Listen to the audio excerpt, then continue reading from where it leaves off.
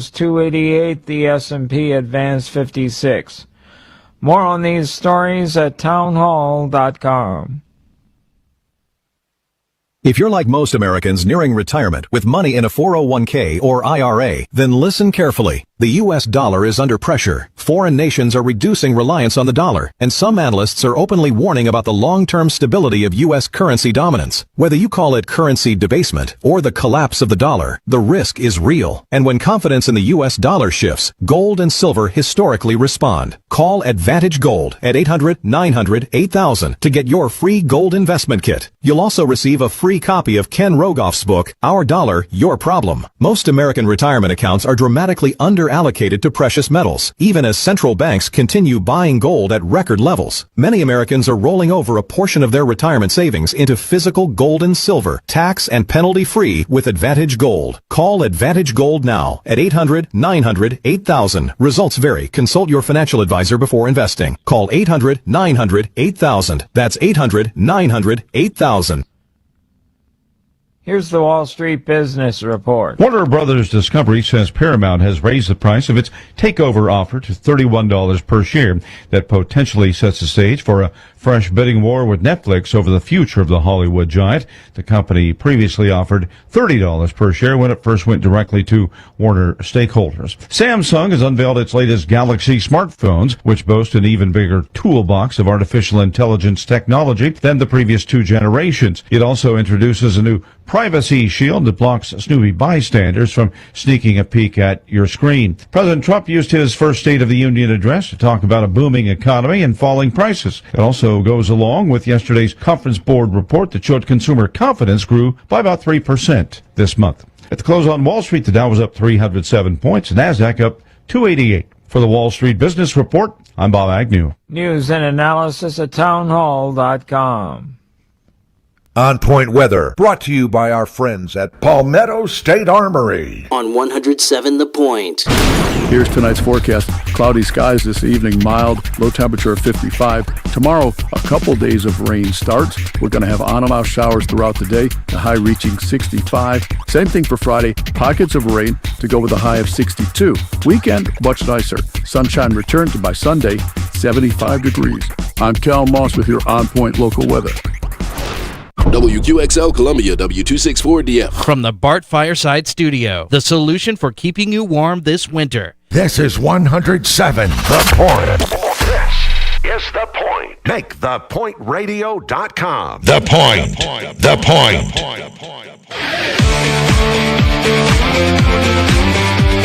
This is Sports Talk with Phil Kornblut and Chris Bergen. Sports Talk is heard across the state on radio affiliates of the Sports Talk Media Network and is streaming live on SportsTalkSC.com, as well as Twitter, Facebook, and YouTube. The South Carolina Education Lottery lucky number to call in is 888-898-2525. That's 888-898-2525. Now, here are Phil and Chris with tonight's edition of Sports Talk. Well, welcome in, everybody. Sports Talk Media Network. It's a Wednesday night. We're up in the upstate. We're at Clemson, coming to you from the baseball press box where the Clemson baseball team just wrapped up their practice this afternoon. They were playing Sandstorm. They had the Rooster Crow going in the background. Oh, yeah, they got the Gamecocks on their mind now. They don't have any other games this week after winning last night against Presbyterian, so they are thinking totally about South Carolina at this point. South Carolina Clemson baseball will get it underway on Friday in Columbia, Saturday in Columbia, Sunday up here at Doug Kingsmore. South Carolina has a game tonight, 6:30 against Queens. It'll be the last time for the Gamecocks to prepare for the showdown series with Clemson. We're going to talk tonight with Eric Bakich a little bit after the top of the hour break, and hopefully here in the press box with us. If not, over the phone. Not exactly sure how that's going to work out, but we're going to have him with us one way or the other, so we'll look forward to that coming up. Tomorrow night we'll have Paul Maneri with us right off the top of the show at 6:05. So looking forward to having him with us tomorrow night to get the South Carolina side of things. So It's here, the annual rivalry between Clemson and South Carolina. Of course, it is the best baseball rivalry in the country. Used to carry a lot more weight when both teams were highly ranked. Clemson is highly ranked this year. South Carolina is not, but the Gamecocks can take a step in that direction if they can win a series over Clemson. As I've been saying, I think it's critical for South Carolina to win the series from their standpoint, considering what they've gone through from last year and the first part of this year, especially the Friday night game, to get off on the right foot and have some positive mojo. Then again, from Clemson's standpoint, they want to keep rolling. They're undefeated. They've got momentum going. They've had great pitching so far. They've had terrific hitting so far, and they want to keep that going and not slow down this weekend against South Carolina. The lineup tonight for South Carolina is out. Connor Ciccoli, right-hander, will start on the mound tonight for the Gamecocks. And just looking at the lineup, Craddock's going to lead off. Boy, he's off to a great start, hitting .533. Evans, Jamison, LeCroy. We talked about LeCroy coming back and how important he would be to South Carolina. He's been great, hitting .467. Scobie's hitting .333. Lazama is the DH tonight for the Gamecocks. Harmon, Hollins, and Back round out their lineup against Queens tonight over at Founders Park. That first pitch scheduled for 6:30. We're also up here at Clemson today because of the start of spring football practice. Dabo Swinney met with the media before going out to practice with his guys. The media not allowed to go out and watch practice. Usually you get the first day of spring practice up here. They give you a few minutes to go out and watch warm-ups and early drills, but not today. So I think Dabo Swinney wanted to just have everything focused on the fact that he's got a bunch of newcomers. He's got more transfers than he's ever had. He's got got most of his high school signees making their first appearance in a camp situation, in a practice situation, because almost all of them enrolled midterm. So you got a bunch of new people involved in the program. So we're going to hear from him coming up a little bit later on as well. Also, we'll talk more football in our second hour, an edition of Chalk Talk. Chuck Reedy is good to go. Ellis Johnson's he's a little iffy about being able to join us tonight because of previous engagements. I don't know her name, but anyway, hopefully he'll be able to break away and join us. If not, we'll get him on another time. We're going to try and do Chalk Talk here throughout the spring with spring practice now popping up all over the state of South Carolina. In just a few minutes, Jordan Kay from the state will jump on board with us again today over at the South Carolina State House. There was a hearing related to this legislation to prevent anyone, you, me, anyone, from getting access to the NIL deals cut between the schools and the athletes. The schools do not want that information to be made public. They believe that will be a recruiting disadvantage for them in the free agent market. And so the three athletic directors from South Carolina, Clemson, and Coastal Carolina appeared before this panel today. And they want to keep that information private because they have told the legislature that they're not using any state money for these NIL contracts. But apparently there's some concern from what I've read. There was some concern from legislators that was not the truth. And some of them had felt like they were being misled or flat out lied to about all of this. And so what appeared to be pretty much a rubber stamp deal, I don't know, after today's hearing, maybe it is, maybe it's not. Jordan Kay from the state was there, and he'll join us here in just a few minutes after our first break. We'll bring him on board to give us more information about what went on in that hearing today and where it is headed. So you got that going on in the legislature related to the sports world in South Carolina. And, of course, you also have the ongoing conversations about the South Carolina High School League, in particular its commissioner, Jerome Singleton. Let me go back to the first thing first. My question is, when you're talking about NIL and whether that should be made public or private information. Do we care? Do we really care? Do you in the public really care how your money is spent? If you don't, then you don't have a problem with it. You don't mind it being in the dark, these deals, if you don't care. I mean, you read the stories about other schools spending gobs and gobs of money. The report that LSU spent $40 million on its roster for this year. And other schools doing likewise. South Carolina and Clemson, they're spending, of course, millions and millions of dollars. And when you don't win games, now it's going to be, well, are we spending enough money? Are we putting the money in the right place? Where's the money going? If you don't care, then you don't care. You're not going to be bothered by it. If you believe in complete transparency by your government agencies and how they spend their money, and these are government agencies. These universities are not private institutions. They are government agencies. They argue that they're not using any state funds. It's all private donations, and thus they have the right to keep it private. And I don't know. I mean, their argument is if that information becomes public, then another school can use it against them in the recruiting of a player, and you get into the bidding process. I don't know that that holds water, because when you are recruiting a free agent and you meet with him and his agent, and it comes down to the money, and you lay out, okay, here is what we're offering. We're offering this. Now, unless that individual is already completely sold on joining you, regardless of anything else, okay, it's a done deal. But if he's not, well, that agent's going to take that information and share it with any of the other competing schools. So they're going to know what you're offering. I don't think you're hiding anything from anybody in the competitive world of going after the players that way. I mean, it's just common sense. The agents are going to play one against the other. They've done that for decades, ever since agents were created. They've used information from one entity against another to drive the price up. And I don't see how putting it out in the public is going to change any of that. It's still going to be shared with the agent and the other people that are recruiting against you. So I don't know that that argument holds water.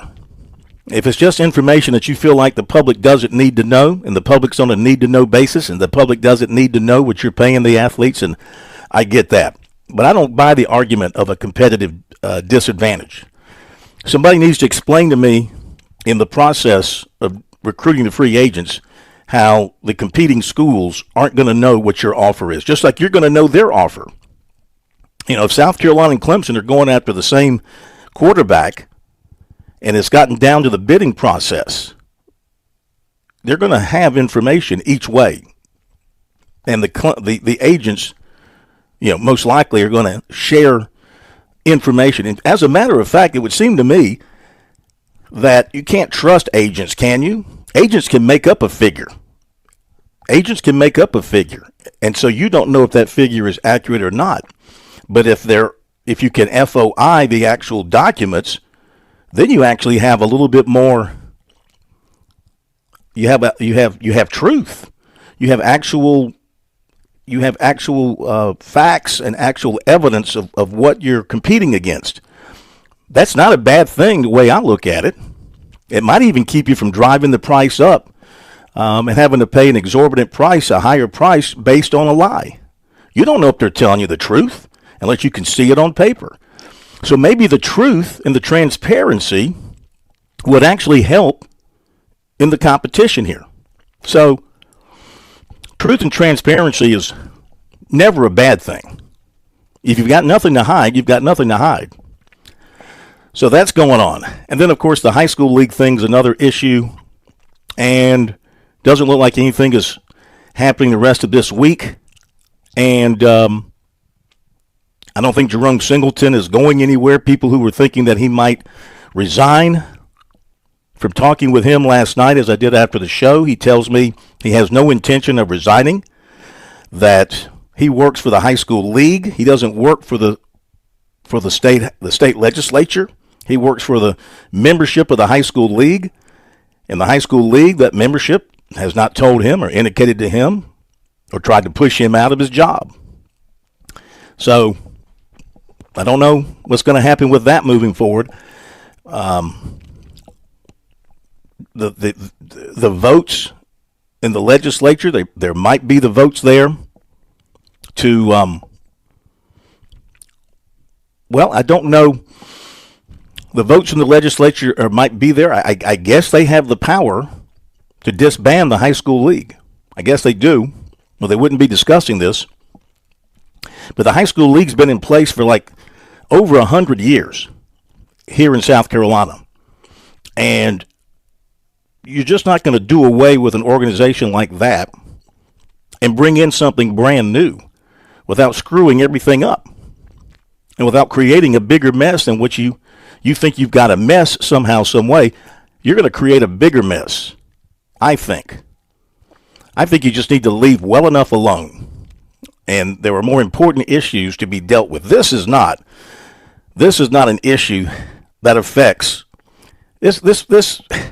Does this even affect 1% of the people of South Carolina? Probably less than 1% of 1%, whatever that happens to be. I mean, this impacts so few people, really, when you think about it. And I think so few people are mad enough at the high school league to want to break it up and try something new. I mean, how many people are upset? There's a few, and they're using their representatives to create a bunch of noise, but it doesn't affect that many people. It doesn't impact that many people. So I think it'd be a big mistake for them to take that step and go in that direction. So those are some of the top things. Oh, some bad news out of Coastal Carolina. Flukie is hurt. Johnson is hurt. Two of their top pitchers. And they're going to be out about 8 weeks, according to the stories coming out of Coastal Carolina. We'll talk more about that coming up. But Jordan Kay, after the break, on what was going on today at the State House, and we'll be back. Too tough to tame? Try too rough to ride. Nothing about this place lets you sit back. It rips up your tires and tears at your heart. Let's go! History, glory, consequences. That's Darlington, where stripes are well earned. The Goodyear 400. NASCAR's best face the lady in black. And this spring, how about that? She'll leave her mark. Hell yeah, boys! NASCAR weekend at Darlington Raceway, March 20th through the 22nd. Get your tickets now at darlingtonraceway.com. I'm State Treasurer Curtis Loftus, here to share some great news. Future Scholar, South Carolina's 529 college savings plan, can now be used for a lifetime of learning. From K through 12 to college and beyond, saving tax-free for your child or grandchild's education has never been easier. You can start with any amount. Contributions are tax-deductible and earnings grow tax-free. Discover the smart, easy way to save for college today at futurescholar.com. I'm attorney Jim Corbett. I'm not a case manager. I'm a lawyer for over 35 years. I don't charge 40% for your injury in your rec case or any on-the-job injury. Call 803-765-2968 and ask for Jim Corbett, or email me, jim@jimcorbettattorney.com, for the experience of a lawyer handling your injury case. Jim Corbett, 803-765-2968. jim@jimcorbettattorney.com. Put 35 years of experience to work on your injury case. Just like in college basketball today, sometimes it's about who you bring in off the bench to provide that extra spark. At StraightUpSports.net, we're excited to announce the addition of Brett Friedlander, a longtime ACC insider columnist, to our all-star lineup that includes Bob Gillespie, Scott Kiefer, Mark Sturgis, and more. At StraightUpSports.net, it's always about the stories. Check out this all-star lineup at StraightUpSports.net or at Straight Up Sports on Facebook. Every lottery ticket purchase keeps education in our state moving forward. In fact, the lottery has raised more than $200 million for state school buses to get our students to school safely every day. Then, the lottery helps those students go even further in their education by funding the Life, Hope, and Palmetto Fellow Scholarships. So remember, when you play the lottery, you're keeping South Carolina students on the road to success. Learn more at sceducationlottery.com/betteryou.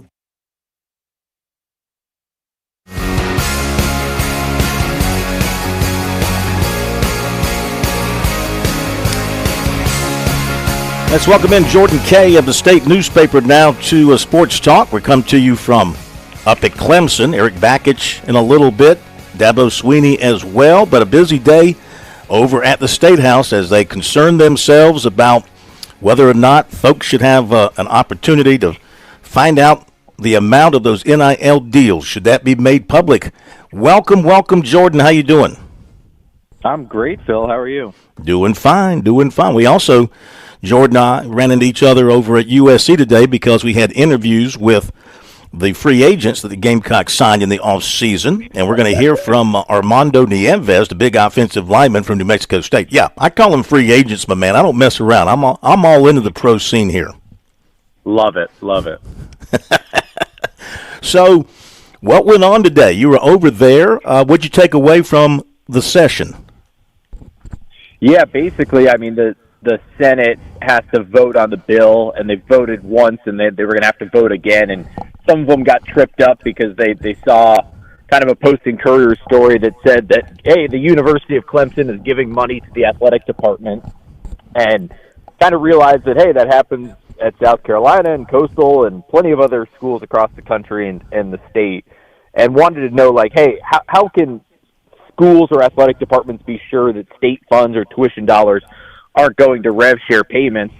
And, you know, Clemson gave the thing of, hey, we keep our money in different bank accounts to make sure that doesn't happen.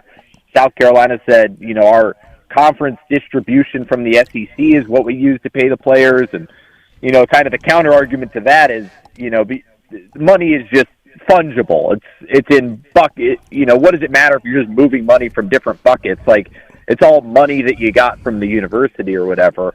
Mm-hmm. So I think there was a lot of that of, you know, some, you know, the athletic directors having answers, but also some of the lawmakers kind of being like, I don't really know how you can differentiate money.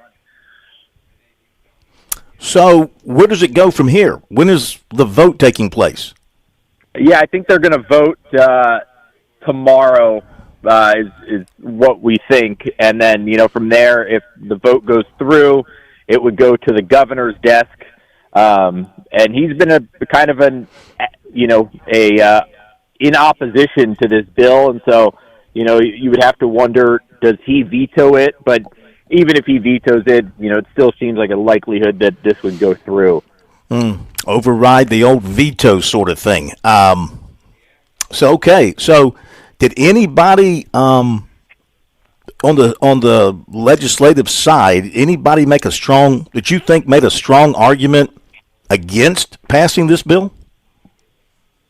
I think the strongest arguments were just trying to understand, like, you know, all these athletic directors and all these schools and programs, you know, just basically say it's going to be the end of the world if, you know, these numbers become public. Mm-hmm. And I think it was interesting, kind of the lawmakers pressing them on it. And some gave good answers, and others, you know, I think fell apart a bit.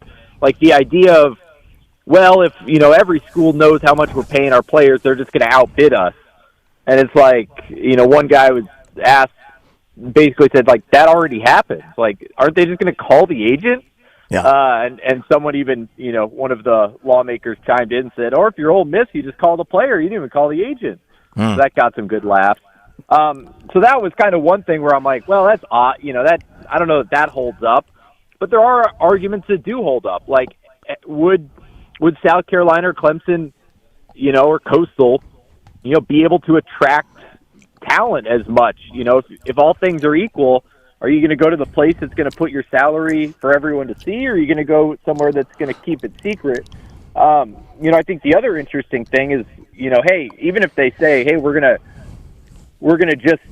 want to publicize, you know, how much you're giving to each sport. Like, it's so hard to figure it out because, you know, they would just publish the rev share number, but there's so much of this above the cap NIL money.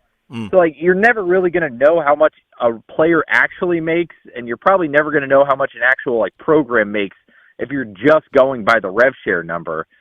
So it'd be tough to do it in any way. You know, and I think another good argument is, hey, do we want, you know, someone brought up, like, extortion during one of the things, which I think was a little dramatic, given that, hey, you know, if someone knows that you're just making money, like therefore you're a possible victim of extortion. I don't see how that works. But, I think in our day and age, like an 18-year-old who's making $500,000 and he, drops a pass or he misses a shot, like, I think that would be a pretty prime candidate for just harassment, whether in person or online. And that's already kind of a problem. If people know how much they're making, that probably would just, get even bigger. Yeah, that's one of the problems we face in this particular space when you're still dealing with some young people. It's not like you're dealing across the board in the legacy professional leagues where they're all 22, 23 and above, unless you're some young high school, young phenom in baseball and you make it in the majors at a very early age. And I mean, they're susceptible to the same sort of online harassment, and everybody knows what those guys are making. And I read an argument, too, that they were concerned about the mental health. I think that's what you were alluding to. They were concerned about the mental health side of things for these athletes. If people know what they're making and people can zero in on them because if they do make a mistake and they're making all this money, it's like, how can you do that, et cetera, et cetera. Well, I'm sorry. That's the world we live in when you get paid like this. And that's just the way people are going to be. There's no way to hide from that. Everybody is assuming that the biggest names are making the biggest money, whether they know the actual amount or not. Here's my argument as well, and we got about a minute here, a little over a minute. How do we even know? Don't you think if we open this up to transparency, it might even drive the prices down? Because how do we know these agents are telling the truth when they pass along numbers one side to the other, and you're bidding against a false number? You're correct. These agents are not giving correct numbers, and I don't think it would be a big deal if South Carolina released it because, agents are just going to be spinning different numbers regardless. And I think that was kind of the thing that all these ADs were saying is, hey, we want transparency. We want these deals to be out in the open, but we want it to apply to everyone across the country. Like, this shouldn't just be people in South Carolina. This needs to be across the board. Why put us at a possible big disadvantage while everyone else in the country operates on a different playing field? Well, and so, I think that's a good point that, South Carolina just doesn't want to be the first to jump into this. Yeah, I get that. That's a good point. And I guess this is all the result of that gentleman in the Low Country suing for opening up freedom of information opportunities to get these numbers from these universities. So that's a good point. The state of South Carolina shouldn't stand alone on this mountaintop. I mean, it needs to be across the board, across the country. Hey, Jordan, thank you so much, man. Appreciate it. See you soon. On Point Weather, brought to you by our friends at Palmetto State Armory. On 107 The Point. Here's tonight's forecast. Cloudy skies this evening, mild, low temperature of 55. Tomorrow, a couple days of rain starts. We're going to have on-and-off showers throughout the day, the high reaching 65. Same thing for Friday, pockets of rain to go with a high of 62. Weekend, much nicer. Sunshine returns by Sunday, 75 degrees. I'm Cal Moss with your On Point local weather. When storms hit the Midlands, who do you trust to keep your family safe and dry? Shingles Now, your local family-owned pros. Charlie and Rodney, both GAF Master Elite contractors, deliver honest, top-quality roof repairs and replacements. Licensed, insured, and proud to offer free inspections and estimates, we make protection stress-free and affordable. You can count on Shingles Now, the team that treats you like family. Shingles Now, roof repairs right away. Visit shinglesnow.com today. Up by With us are in news. I'm Keith Peters in Washington. Bill and Hillary Clinton are slated to testify this week in a House investigation into Jeffrey Epstein, part of a deal with Republicans after it became clear that Congress, with the help of some Democrats, was on track to hold them in contempt if they refused to cooperate. The FBI has served warrants at the Los Angeles Unified School District's headquarters and the home of its superintendent. The nature of the federal investigation involving the nation's second largest school district and Superintendent Alberto Carvalho's home was not immediately clear. On Wall Street, the Dow up by 307 points, the Nasdaq rose 288, the S&P 500 advanced 56, oil down to $65.47 a barrel. More at srnnews.com.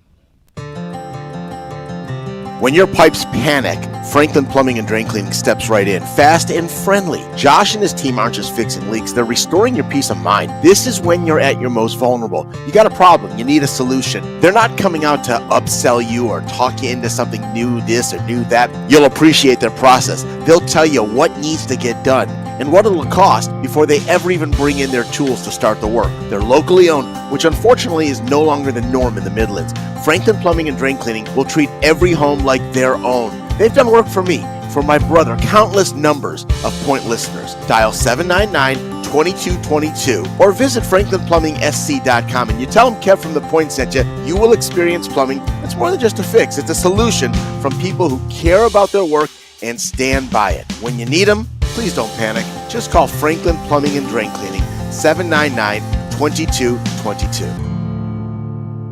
At Palmetto State Armory, we offer the largest selection of guns and ammunition at unbeatable prices. Our knowledgeable and friendly staff are here to provide personalized assistance, ensuring you find exactly what you need. If you enjoy outdoor activities like hunting, camping, or hiking, our clothing and outdoor gear collection has got you covered. We also feature an exceptional indoor range facility where you can experience the thrill of shooting in a safe and controlled environment. Visit us today at PalmettoStateArmory.com or your local retail store. Palmetto State Armory, American made for life.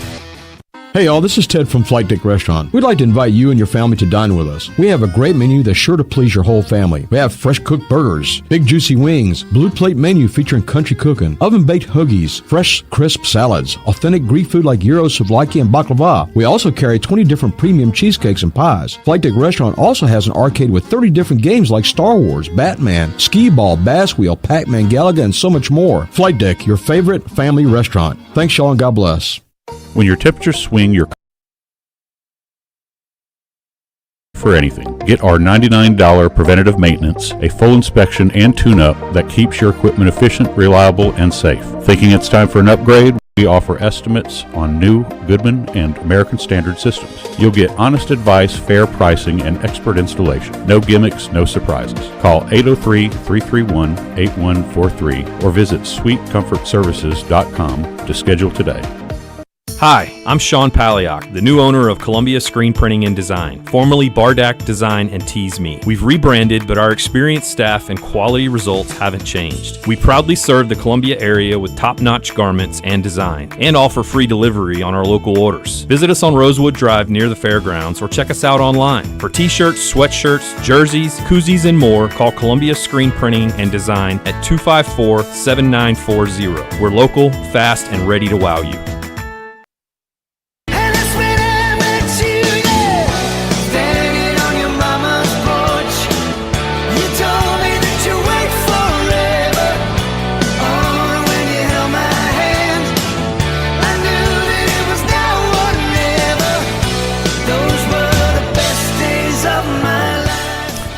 Thanks to Jordan Kay for being with us a little while ago to talk about what's happening over at the State House on that particular case. A lot of stuff going on with that over there with the sports world in mind at the state legislature. Again, I understand. I think having the state of South Carolina standing alone doing this would be a problem. So rest of the country would need to get on board, and I don't know how you do that unless the NCAA or Congress, passes legislation forcing everybody to open it up. So I would imagine they're going to vote to keep all this quiet for the time being until the NCAA sorts it out and they go on from there. That would be my guess. Then you got to deal with the high school league thing, and I hope that they would leave that all alone, because there's no reason to change all that up, as I see it. No reason whatsoever. All right, I want to mention a few things. First of all, it's going to turn warmer now, moving deeper into spring. Well, spring will be here soon enough. I guess we're not officially in the spring. We'll be in the spring here in a few weeks. You need to make your plans to spring on down to the beach and have yourself a great getaway vacation. And to do that, to find the best location to fit your needs in terms of size and accommodating everybody, and to fit your budget, make sure you give Jimmy Smith a call. at James Smith Real Estate, 843-237-4246, 843-237-4246 for your perfect beach getaway right down there in Pawleys and Litchfield. Jimmy will take care of you, get you everything you need, and make sure you get it at the right price for your budget. Obviously, that's very important. That number again, 843-237-4246. That is Jimmy Smith at James Smith Real Estate for your perfect beach getaway. All right, let me give you a few other notes. Then we're going to hear from Dabo Sweeney, and he'll fill you in on the Tigers in the offseason and looking ahead. Well, they've already had their first spring practice, but he was looking ahead at that particular time when we were with him.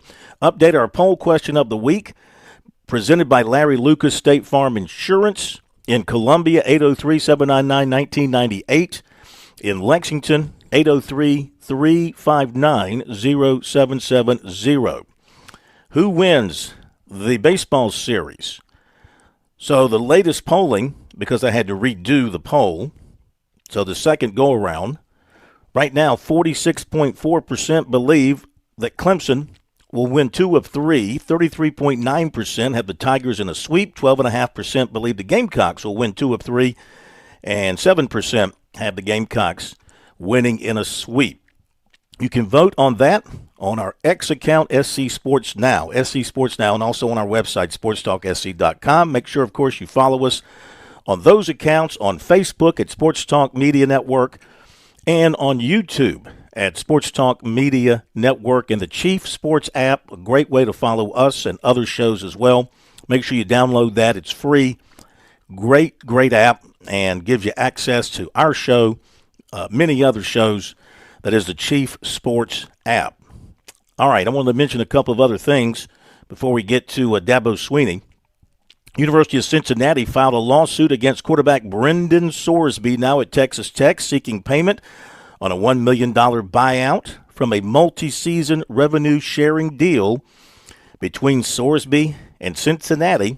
That's the newest one. Executive Committee of the South Carolina High School League has a special called meeting tomorrow morning with NIL listed as the action item on the agenda.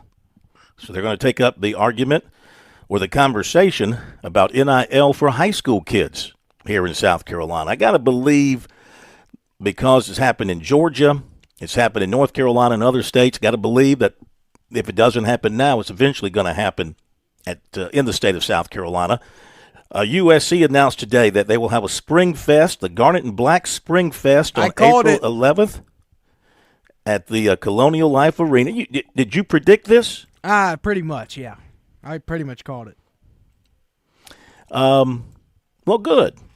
I mean, I said when Coach Beamer showed up to my class at the University of South Carolina, I asked him, I said, there probably won't be a game at Williams-Brice, a spring game, but will there be an alternative fan experience? He said, we're working on it, or something along those lines, and I called it. So, well, good for you, Plummer. I was the first one to ask about something else other than a game. Good for you, Plummer. You're making great progress.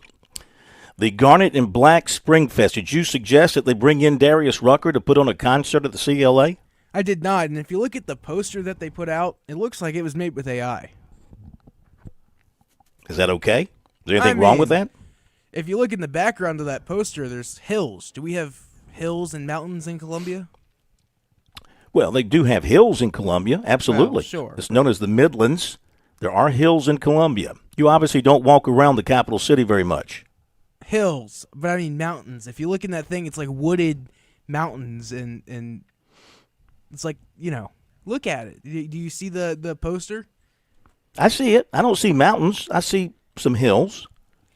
Unless they're just showing the mountains of the upstate way on down the road there, That's very far down the road. Darius Rucker and Lauren Elena will be featured at a concert at the Colonial Life Arena, and they'll have a fan fest out there as well. So they're going to do that, of course, in lieu of spring football games, since Williams-Brice Stadium is not available. Charleston Southern announced the hiring of former South Carolina offensive lineman Cedric Williams as the school's new offensive line coach. His past 2 seasons at Florida A&M.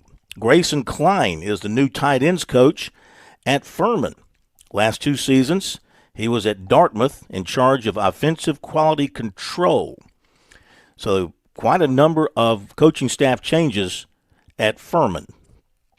And from the NCAA,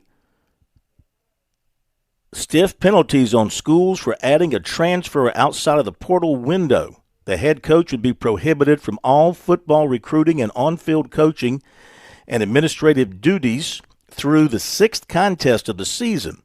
The school would be fined 20% of its football budget, and the school would be required to reduce the number of roster spots by 5 for the next season, regardless of the head coach's employment status at the school. This is to prevent schools from taking players who might just drop out of one school while the portal is closed. They might drop out of a school, say after the spring semester, and try and enroll at another school.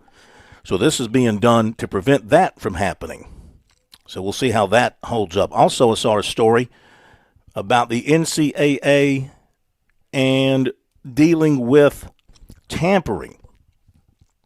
The NCAA's VP of Enforcement, Joe Duncan, announced a memo sent to the schools, the D1 Board of Directors, informing its staff to pursue significant penalties against tampering offenders, along with publicly identifying those found guilty of wrongdoing. This is according to Yahoo Sports.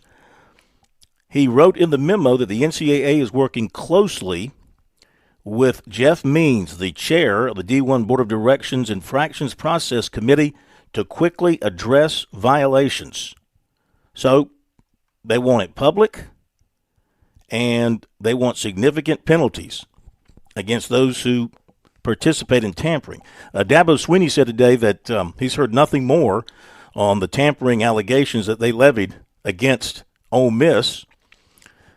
They're hoping that somebody's working on it. They're hoping that things are being done. But to this point, since they had that press conference a few weeks ago and laid it all out, they have not really heard anything else back from anybody about that. So that remains to be a case still to be settled as far as Clemson is concerned. All right. By the way, basketball last night, South Carolina, Kentucky got there early in the second half, and South Carolina held themselves accountable for that game. They were in it until about 5 minutes to go, and then Kentucky just pulled away. Gamecocks couldn't make shots. Kentucky did. Gamecocks got beat badly on the boards last night. Second chance points for Kentucky. What helped the Gamecocks stay in the ballgame was forcing turnovers. They forced 15 Kentucky turnovers, which tied for the most turnovers by Kentucky in an SEC game this season. So they did a good job there, forcing turnovers, scoring points off turnovers, but they didn't shoot the ball particularly well, didn't rebound it particularly well.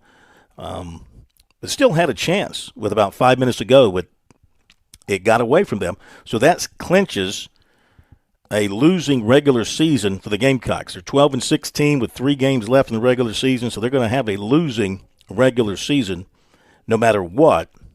And they got to try to win out and then go win a couple of SEC tournament games to get to the 500 mark at least, but that is most likely not going to happen. So another tough night for the Gamecocks on the hardwood with that loss last night to Kentucky. Okay, we're going to run to the break. When we come back, we're going to hear from Clemson football coach Dabo Swinney as he met with the media today here at Clemson to discuss the Tigers, the roster, spring practice expectations, and updating the injury situation. Only 2 players, he said, are definitely out for all of spring, will not be participating at all. So that's good news. He felt really good about the fact that they don't have a lot of lingering injuries that will sideline people. You'll hear from him after the break. Too tough to tame? Try too rough to ride. Nothing about this place lets you sit back. It rips up your tires and tears at your heart. Let's go! History, glory, consequences. That's Darlington, where stripes are well earned. The Goodyear 400, NASCAR's best, face the lady in black. And this spring, how about that? She'll leave her mark. Hell yeah, boys! NASCAR weekend at Darlington Raceway, March 20th through the 22nd. Get your tickets now at darlingtonraceway.com. If you missed the home equity line of credit offer from Founders Federal Credit Union, we have good news. The offer has been extended, but don't wait. You only have until February 28th to get up to $750 toward closing costs when you open a Founders HELOC. That's more in your pocket for home improvements, debt consolidation, major purchases, unexpected expenses, or a much-needed vacation. The possibilities are endless. Imagine starting a new year with financial flexibility and peace of mind. But hurry, this special offer ends February 28th. Save more and jumpstart your year. Plus, you'll enjoy competitive rates and flexible terms designed to fit your budget. Visit foundersfcu.com/HELOC for more information. Membership qualification required. Institution NMLS. Identifier number 410646. Equal housing lender. See website for details. Traveling can be the worst, especially when you can't find your favorite show. Well, don't worry. We've got the perfect way to keep up with everything happening in the Palmetto State when you're away from home. Just pull up the Chief Sports app on your mobile device, and you can listen live to Sports Talk. All right, welcome in, everybody. Sports Talk Media Network. So the next time you can't find us on one of our great radio affiliates, just log on to the Chief Sports app, the best way to stay connected with the Sports Talk Media Network. Hi, Phil Kornblut here with our good friend George Bryan III. Heard every Friday night on Birdies, Bogeys, and Biceps right here on Sports Talk. George, the Tsunami Bar, a very valuable tool for golfers. Why is that? Well, the first thing that I say is the tempo. It's the only tool out there that allows the study of tension right from the first grab to be expressed, and rhythm and tempo is what makes the bar work, and it gives you something awfully special to keep those hands soft and get that rhythm going. Learn more about Tsunami Bar technology by clicking on the digital ad on our website, SportsTalkSC.com, and save 5% by purchasing online using the promo code BBB5.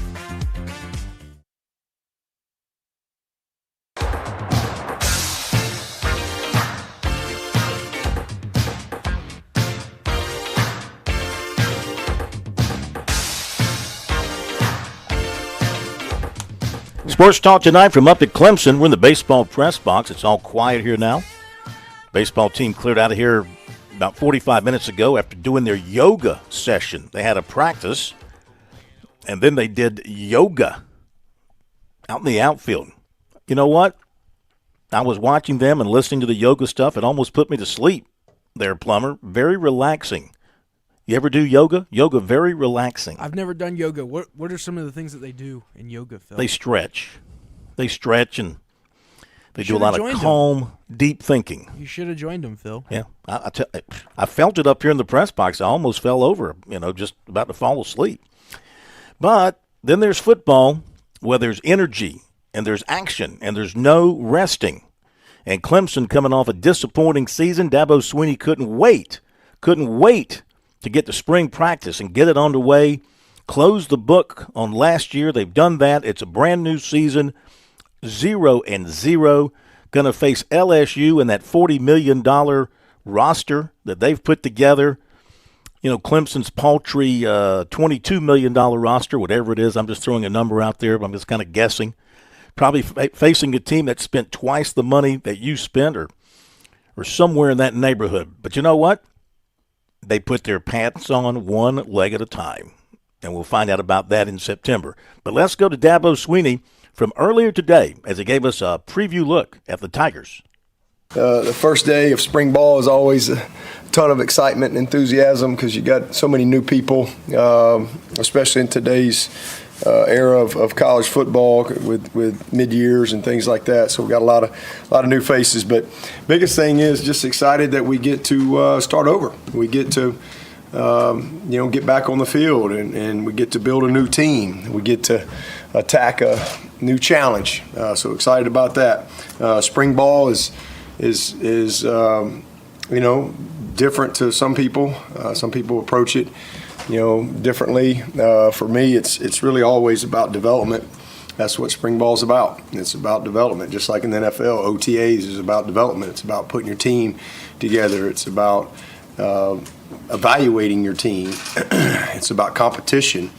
It's about getting ready for the season. It's all part of it, and it's no different here. So, but I think a big part, especially for the college game, you're really, to me, this is a great time to focus on, how we do what we do, the fundamentals and the techniques, the drills, those type of things. You got a little bit more time because you're not getting ready to play a game.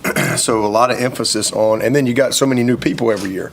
So you kind of go back to some of the foundational things, but the fundamentals, the techniques, and the details of what we do, whether it be position work or things that are within our scheme, and the how we do it and why we do it. That's always a big part of spring practice. And then from a holistic standpoint, it's leadership, it's chemistry, it's team. Those things, the development of that, and that's what we're in process of doing right now. You don't just snap your fingers and have that. Leadership is challenged, leadership is developed, leadership is nurtured, and it rises. That's all part of your process that you go through, when you get back started as a team in January. So leadership, chemistry of your football team, and then again, team. You got to get everybody all in. You got no chance, unless you get everybody all in, everybody committed to the same standard. And that's what we talk about, and that'll be a big part of what we're trying to do this spring. To just truly everybody committed to the standard of doing their best, just doing the best they can do, thinking their best, working their best, meeting their best, practicing their best, everybody. And that's how you get everybody all in. So that's what we're trying to do. Obviously, we got a change on offense, so we got to get things installed. And from an offensive standpoint, same thing. Defense, kicking game. We got a lot of installation that we got to get done, but it's really not as much about the scheme to me as it is, how we do those things. Blocking, tackling, getting off blocks, sustaining blocks, leverage, footwork, pad level, just the things that really make the schemes go. All right, so really a lot of focus on that as we get going. Again, as I said, a lot of competition. It's going to be a very competitive spring. We have very few guys that should have any type of sense of peace, if you will, of they're the guy. So there's going to be a ton of competition, and I'm really, really excited about that. Really at every position. Everybody's got to earn it every day. Everybody's got to prove it every day. That's really what it's going to come down to. But again, just excited to get going. I like our roster. We've got 35 guys who have started college football game. All right, 35 guys who started for Clemson, or obviously we've got a few new guys that have come in here that have started at some other places. We've got 60 guys on our team that have college football playoff experience. They've been there. They know what it smells like. That's valuable. We have 57 guys with ACC championship rings, and a bunch of those guys have multiple ACC championship rings. So I like our roster. I like our experience. I like the mixture that we put together, and I really like how they work. So, a lot of work has been done in January and February. And now it's just time to get on the field. So from a guys who's not available, we have very few guys out this spring, which is very different from where we were last spring. I had a laundry list of guys last spring that were out. We've only got truly 2 guys that are out all spring, and that's Olsen and Sadler. Those 2 guys are out all spring. Everybody else is back in practice. Working back in practice, doing some type of practice. Even Wesco, for example. I know that's probably the first guy that comes to your mind. You're going to ask about Wesco. Wesco's doing everything except tackling. We're not going to do any live work, but he looks amazing. He's flying. But he's going to do all of our team separate stuff with all the install.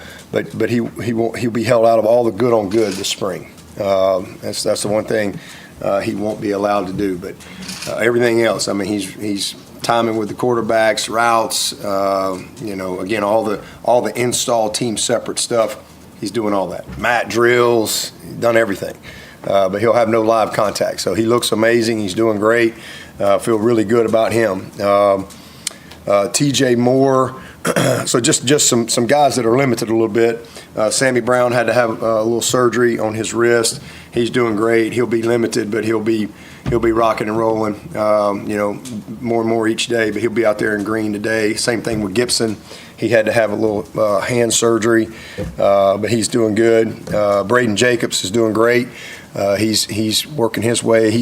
He'll be ramped up each day, a little bit more each day, but he'll be out there getting some work done today.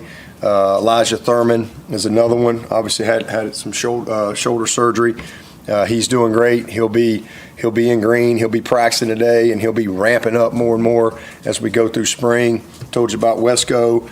Amari Adams, same thing. He's going to start out he'll be an individual the first part of these few practices, and then he'll ramp up as he kind of shows his progression.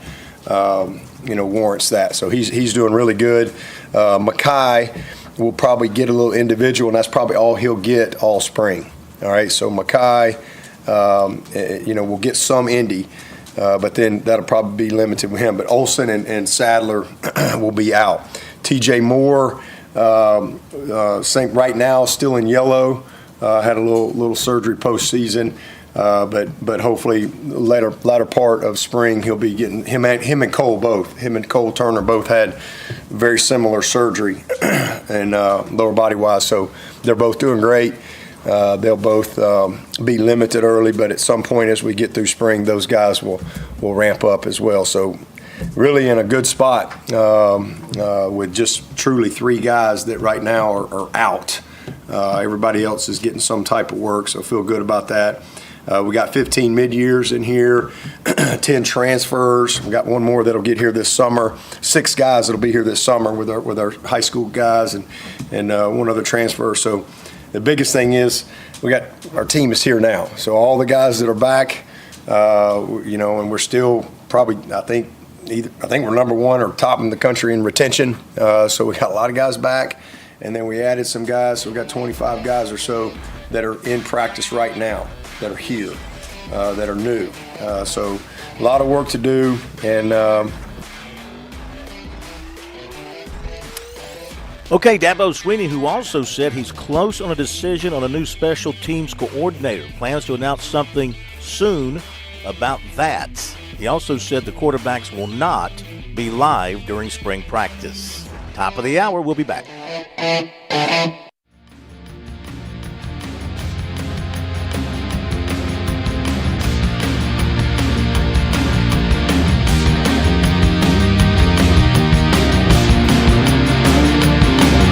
WQXL Columbia, W264DF. From the Bart Fireside Studio, the solution for keeping you warm this winter. This is 107 The Point.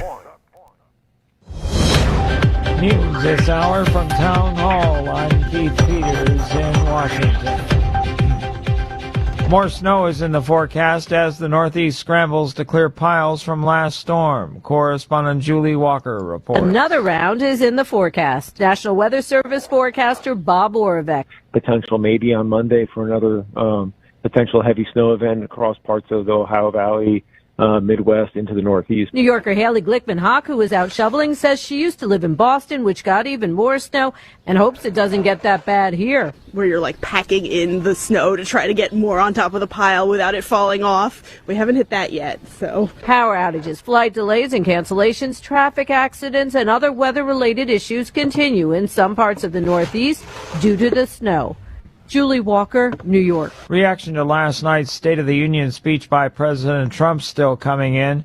Senate Majority Leader John Thune says the address showed how President Trump is working to bring down costs. Obviously, a lot of his focus was on safer streets, more money in your pocket, and new opportunities to get ahead for working families. So good evening, but obviously a lot more to do, and he actually laid out sort of an agenda which we look forward to working on. One of the things that will be immediately on that agenda is a housing bill which gets at the heart of the affordability issue. Family Research Council President Tony Perkins says President Trump's speech didn't focus on cultural issues, and he's concerned about the abortion issue being ignored by some Republicans. As that becomes more widely known, I do think it is a liability going into the midterm election, and there's so little room to spare when you look at the margins between Republicans and Democrats controlling the House. On Wall Street, the Dow up by 307 points, the Nasdaq rose 288, the S&P 500 advanced 56. More on these stories at townhall.com. Hey there, it's Chris, and as you know, Israel is a hot discussion point right now. I just talked about it on a panel at the National Religious Broadcasters Convention. There's so many opinions and emotions surrounding the subject, and the Bible tells us, of course, I will bless those who bless you. That's not just a comforting promise, it's a clear calling from God. And today, with anti-Semitism rising around the world, the calling is more urgent than ever. At a time when Jewish communities are experiencing more hostility, more threats, more violence than ever, Christians have a real opportunity, a powerful opportunity, to respond with God's love, to say, you're not alone. When Christians choose to bless Israel, you're not entering into a political issue. You're honoring the roots of our faith and standing against hatred. Supporting Israel is more than just a belief. It's a biblical mandate. Partnering with the International Fellowship of Christians and Jews, you can push back against darkness and be a light to God's people. Go to ifcj.org to learn more. That's ifcj.org. Live the word, answer the call. FIFA President Gianni Infantino says he has complete confidence in Mexico as a World Cup co-host despite days of cartel violence. FIFA says Mexico can still safely co-host the World Cup despite deadly cartel violence leading to a top drug lord's death. On Monday, authorities reported at least 70 deaths after cartel members burned cars and blocked roads in a number of states. The unrest followed the death of a cartel boss known as El Mencho. Some local league matches have already been postponed, and some soccer leaders are expressing concern about playoff games scheduled in Mexico. Bob Agner reported. NASA is moving its grounded Artemis moon rocket from the launch pad back to its hangar for more repairs. The 4-mile-long slow-motion trek began Wednesday morning at Florida's Kennedy Space Center. It's expected to take all day. There's a problem with the helium pressurization system. News and analysis at townhall.com. From Washington, I'm Keith Peters. On Point Weather, brought to you by our friends at Palmetto State Armory. On 107 The Point. Here's tonight's forecast. Cloudy skies this evening, mild, low temperature of 55. Tomorrow, a couple days of rain starts. We're going to have on and off showers throughout the day, the high reaching 65. Same thing for Friday, pockets of rain to go with a high of 62. Weekend, much nicer. Sunshine returns to by Sunday, 75 degrees. I'm Cal Moss with your On Point local weather. WQXL Columbia, W264DF. From the Bart Fireside Studio, the solution for keeping you warm this winter. This is 107 The Point. This is The Point. Make thepointradio.com. The Point.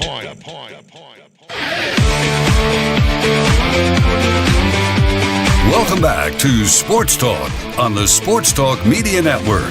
You can reach the guys with the South Carolina Education Lottery lucky number, 888-898-2525. That's 888-898-2525. Now back to Phil and Chris with the second hour of Sports Talk on the Sports Talk Media Network.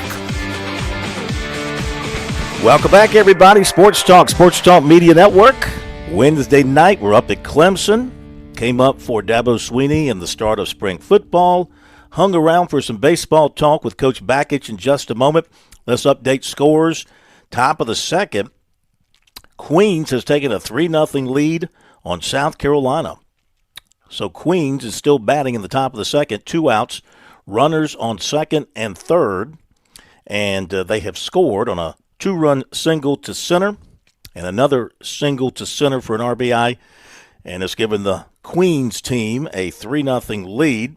Chicoli remains in for the Gamecocks. He's given up the 3 runs, 2 are earned, and he's given up 5 hits in 1 2/3, so the Gamecocks going to have to come from behind there. Other baseball, you got Wilmington 10-7 over Charleston Southern, bottom of the 8th.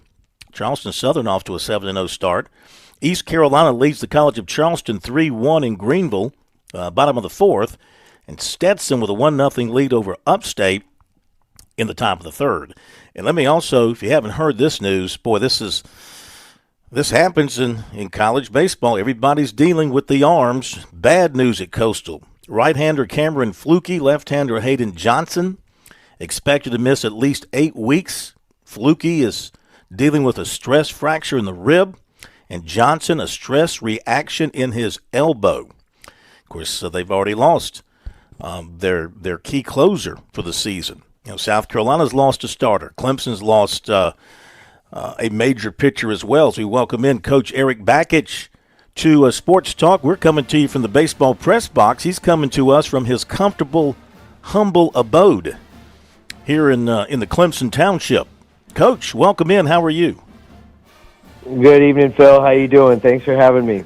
Great having you with us. Yes, sir. A lot of things to talk about, Coach. I do want to touch on not just the Coastal situation specifically, but you lost McGovern and South Carolina lost McCoy. There's been other arm injuries all around college baseball. I mean, any more than normal, you think, or is this just pretty normal for this stage of the baseball season in college baseball?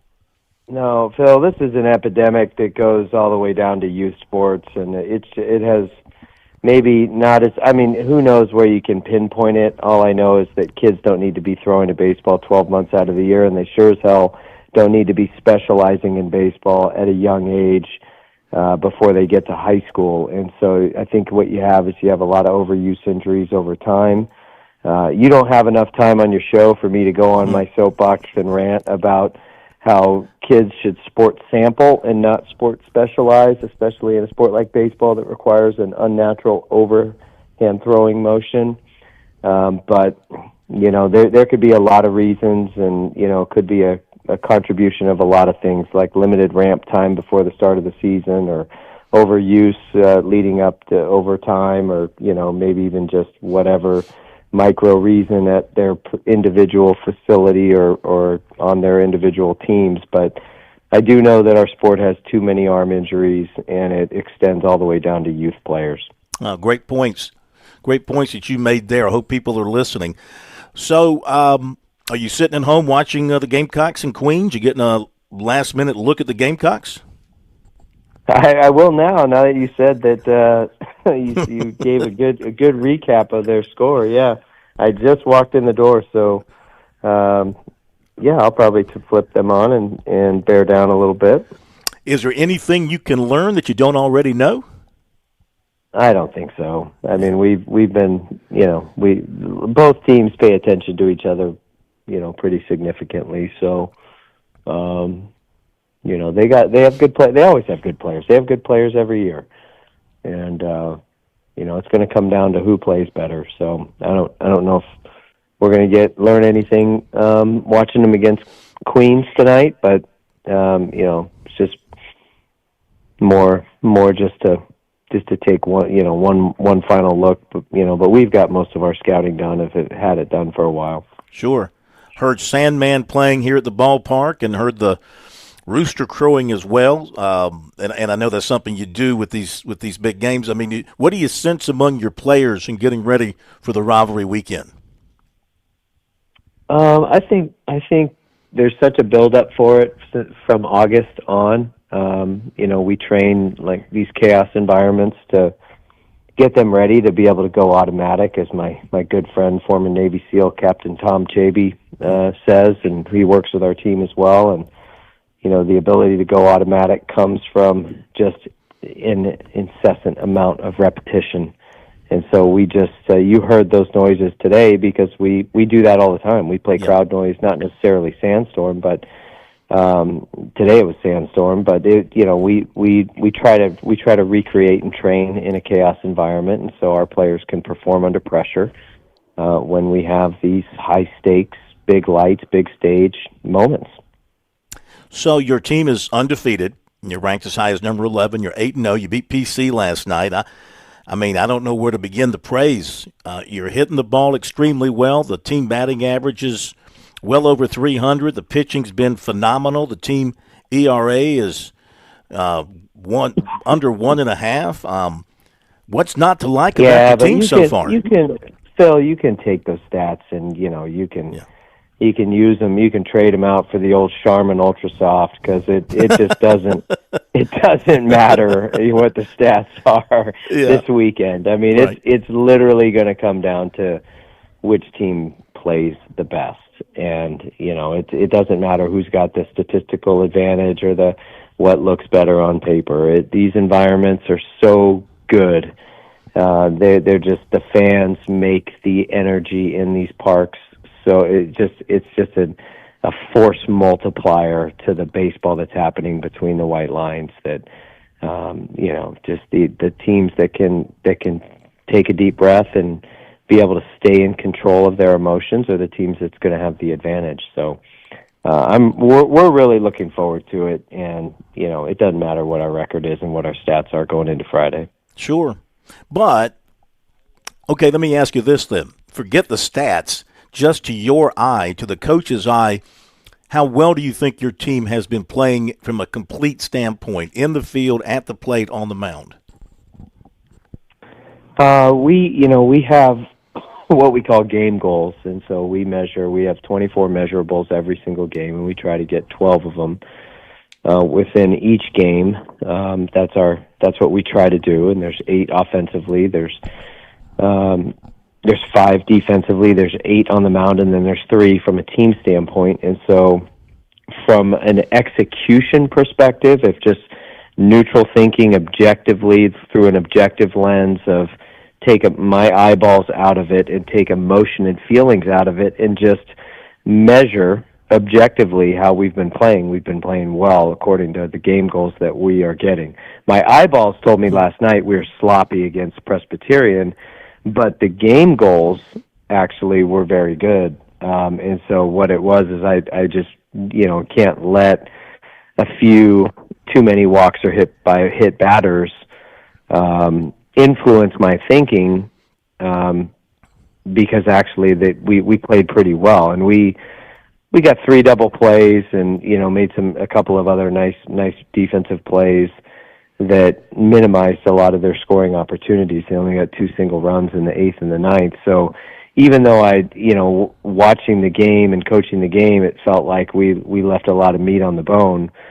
Objectively going through it the next day, it was fine. We actually did a good job, and I told them that today. So when you can keep your thoughts neutral and you can keep your thinking objective, then going into these big rivalry weekends, where it is emotional and there are feelings attached to it, but being able to get back to the middle is a benefit and an advantage for the team that can do that. And luckily, we've been training that since August, so hopefully we can do that this weekend too.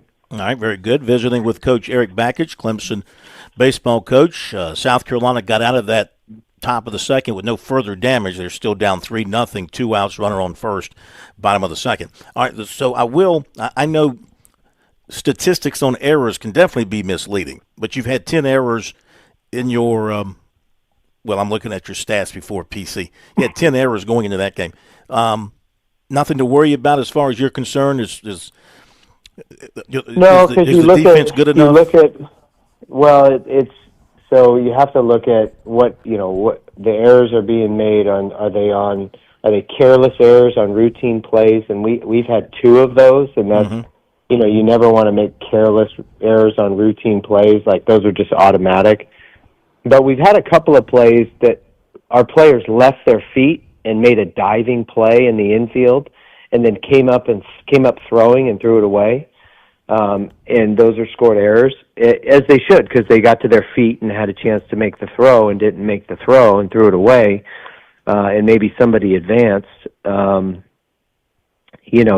there was a couple of throws that, were thrown into traffic that allowed a different base runner to advance. So when I objectively look at the defense, I see a pretty good defense that has made a couple too many careless errors, but has really shrunk the field in a lot of ways. And if the objective of pitching and defense is to prevent runs, I think we've been doing a really good job of preventing runs when you look at actually the runs that have scored against us.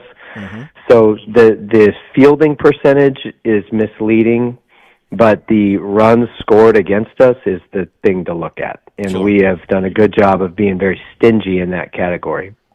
Well, the ERAs are really good across the board. Will you go with your rotation that you've gone with the first 2 weekends of the season? Is that what you'll go with this weekend? I think we'll announce that tomorrow. I don't see any major reasons to shift a whole lot of things, especially with Aiden Canuck on Friday. But yeah, I mean we'll have an official rotation on announced tomorrow. But yeah, I don't see a need to change anything just for the sake of changing things. Sure. How good has he been in your eyes so far? Canuck, he's still not. He's just still ramping up. I mean, we've on purpose held him back 60 pitches, 75 pitches. I mean, he's just barely getting his feet wet now. And the idea is that we don't need him throwing CGs in February. We want to slow burn this so that he's at his best and peaking in June. So I like where he's at. He's one of those guys that not only is he a big game performer, but he kind of gets better as the game goes, and he gets better as the season goes. Will he be on a limit Friday night? Oh, most definitely, yeah. Yeah, Like I don't how know much? what that limit will be. I don't know. I mean, but we historically don't throw our guys much more than 100 pitches. I mean, you can probably count, you could count them on a couple of hands of how many times in the last 3 years our pitchers have gone over 100 pitches. It just doesn't happen very often, and if they do, it's not very many over 100. South Carolina, by the way, they scored. The Gamecocks did, so it is a 3-1 game, top of the third now. Queens leading South Carolina. So what's your impression from what you've been able to scout on them? I know you mentioned they have really good players. They have dropped a couple of games here already this season. They're trailing here. So what about their lineup from what you've been able to scout concerns you the most? I don't have any concerns. I just expect a really good game. I mean, Talmadge LaCroix is a really good player. He's an older guy. He's a veteran. He competes really hard. He's got good numbers. I think he's certainly a weapon. I like their pitching staff. Amp Phillips was a big name out of the portal, and they got him right away. And that was, we saw him in our regional here when he was with USC Upstate, and he was lights out. So I really think he's a unique arm talent, or kind of think half expecting they'll move him to the Friday spot in the rotation. And but they up and down the lineup. They got. You're thinking like me. I'm thinking the same thing. You think you might see him Friday? Yeah, maybe. I don't know. I mean, whoever they throw is who they throw. But yeah, I mean, he's certainly he's certainly a very talented player. That's for sure. So, Stories. Yeah, they have threats. They've always had threats. Going back to the days of Drew Meyer and back in 2002 to last year with Petrie, who could change the game with one swing at any time. They always have good players. They always have star players. So that's why this rivalry is always good, because you always have some extremely talented baseball players, some early picks in the draft, some future big leaguers, some of the who's who of the hot names in college baseball on both sides. And this rivalry is at its best when Clemson and South Carolina are two of the top ranked teams in the country, and it's really, really good baseball. You're right about that. I tell you, one of their hottest hitters is a guy that they just inserted into the lineup last week, Will Craddock, who's from up this way. I think he's from Anderson, so you probably know him well. He's hitting .562, already has a hit tonight. He's batting at the top of their lineup right now, so I imagine that he and Scobie and LeCroy, guys you have to really be concerned about in their lineup. Not that you overlook anybody, but those seem to be three of the guys swinging the bats pretty well. Well, in this series, it's kind of like the postseason. There's going to be outlier performances. You're going to have the usual suspects, the three guys you mentioned. Talking about their starting pitching, and same thing. Same thing for us. But the outlier performances, and the thing that's going to be unique about this series, and even when you make a postseason run, is somebody's going to do something you're not expecting. You're going to get a contribution from somebody that hasn't done that yet, either in this season or in their career, and that's how these things are dictated, and that's how these series are won. So the excitement of that and the anticipation of that is certainly going to be in full effect as well. Last thing, we'll let you go. Stories came out this week talking about South Carolina. They're letting LeCroy call the pitches. Pitches are not being called by the coaching staff. They're letting him call the game. So I don't know how often you've come across that in recent years in college baseball, if at all. So just asking your opinion on letting the catcher now call a game. Is that anything you would consider doing with your team?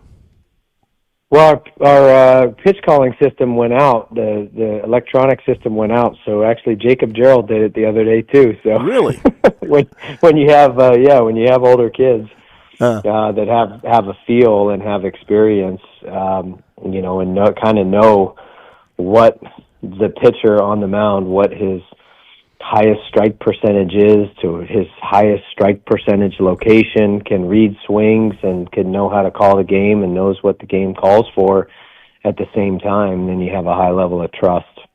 It doesn't happen very often, certainly doesn't happen with underclassmen catchers, but when you got, a couple of veterans like LeCroy and Jacob Gerald, then I don't see, if we did that again, I'd have full trust that, that JJ would call a great game. Well, we appreciate the time tonight and looking forward to seeing you over the weekend. It's always great competition when these two teams get together, whether one's up or whether one's down. They always bring out the best in one another, and the fans will be right on top of everybody, too. So it should be a great atmosphere at all three ballparks. Appreciate the time, and we'll see you in Columbia on Friday night. Can't wait. Thanks, Phil. Appreciate you having me. Thank you, Coach. Eric Bakich.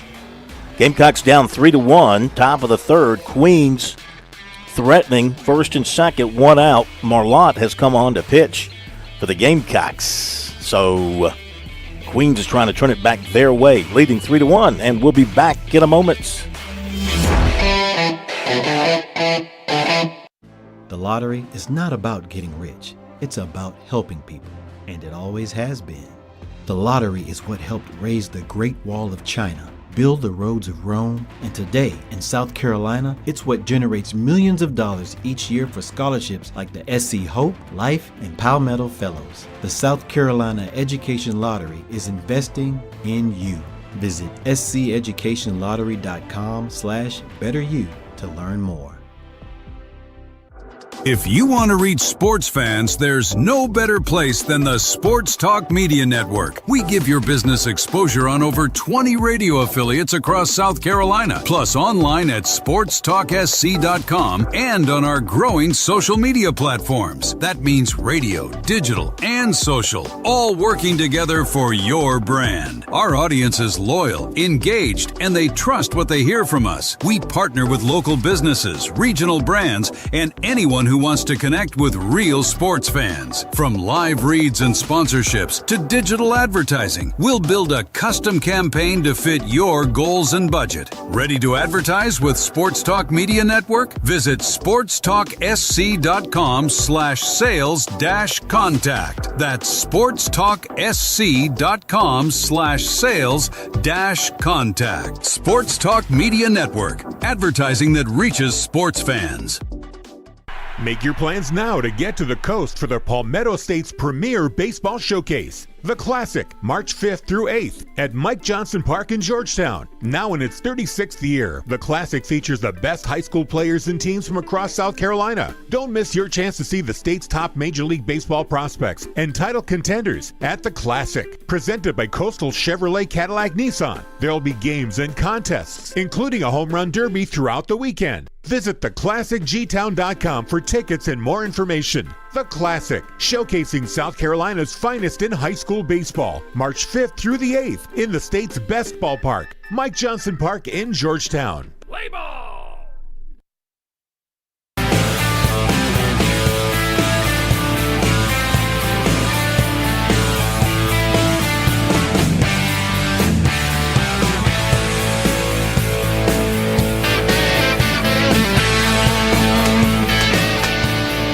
I'm sitting in Don Munson's chair here in the Clemson baseball press box. Pretty cool. So, like 10 seconds after we went to the break, 10 seconds, guy homered for Queens. A 3-run homer to center on an 0-2 pitch. Next guy doubles. It's 6-1, Queens, top of the third. Runner on second and 1 out. Not exactly how you want to prepare for your big rivalry weekend with a game like this thus far for the Gamecocks. Still time left, down 6-1, top of the third, but not looking good. Speaking of not looking good, let's go to Tiger Bryant over in Lancaster. Tiger Bryant, good, how the heck are you? Real good. Hey, how y'all doing tonight? Hey, you don't get me. I want to ask you, this is a trivia question, Tiger Bryant, right? How many hockey players has transferred to be football players? How many hockey players? You mean I college? want Clemson to recruit some of them hockey players that teach knocked out to play for offense and defensive line. Well, yeah. They'd be tough. They'd be tough to knock around, that's for sure. Yeah. You know what, Cohen? I'm telling you what.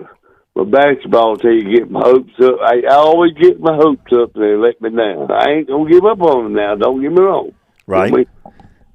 But, yeah. You got to get behind the Clemson women's team now. That's the talk up here. The Well, Clemson they women's doing real basketball good. team.